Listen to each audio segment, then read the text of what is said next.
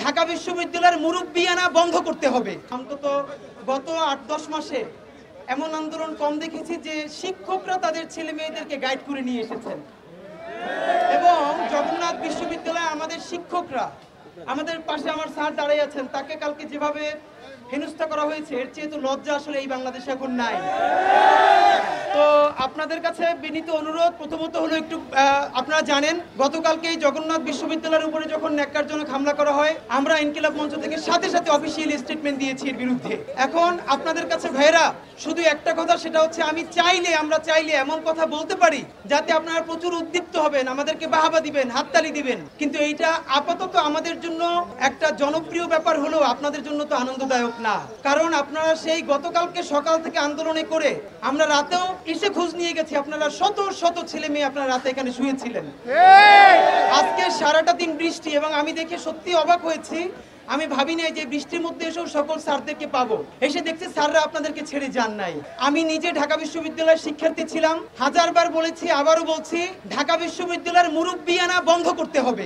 এই বাংলাদেশের প্রত্যেকটা বিশ্ববিদ্যালয় যে যার বিশ্ববিদ্যালয়, কেউ কারো গার্ডিয়ান নয়। এবং বাংলাদেশে যেটা হয়েছে জগন্নাথ বিশ্ববিদ্যালয়ের একটা ব্যাপার আমি নিজে জানি, কারণ আমার ভাই ওখানে শিক্ষার্থী ছিলেন। ঢাকা বিশ্ববিদ্যালয়ের যেই সব ছাত্ররা আগে জগন্নাথে ভিসি হিসেবে বা বিভিন্ন পদে পদায়িত হতেন, তাদের মন মতো প্রার্থীকে জগন্নাথ বিশ্ববিদ্যালয়ের শিক্ষক বানানোর জন্য জগন্নাথ বিশ্ববিদ্যালয়ের শিক্ষার্থীদেরকে ইচ্ছা করে সিজিপিএ কম দেওয়া হতো। এমনও হয়েছে যে যারা পরীক্ষায় ভালো করেছে, থিসিসে, ভাইভায় তাদেরকে গ্রেড একদম লো করে তারপরে তারা যেন পরীক্ষা আবেদন করতে না পারে সেই ব্যবস্থা করা হয়েছে।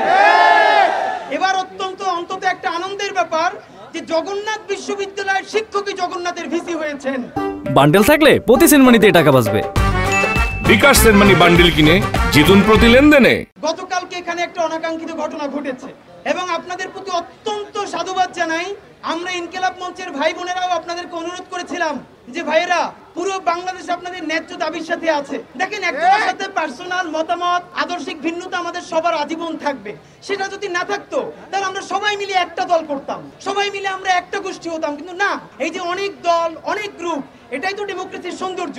কিন্তু কথার জবাব আমরা কথা দিয়েই দিব, কোনো শারীরিক ভাবে নয়। আমরা আপনাদের কাছে দাবি জানিয়েছিলাম, ভাইরা আপনারা প্লিজ এই অনাকাঙ্ক্ষিত ঘটনার জন্য দুঃখ প্রকাশ করেন।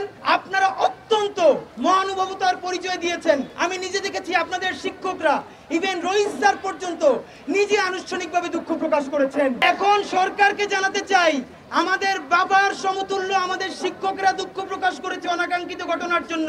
আমাদের বাবার মতো শিক্ষকদেরকে কালকে রাষ্ট্রীয় পেটুয়া বাহিনী যে আক্রমণ করেছে, সরকার কি দুঃখ প্রকাশ করেছে? সুতরাং একপাক্ষিক মহানুভবতা কিন্তু খুব ভালো জিনিস নয়।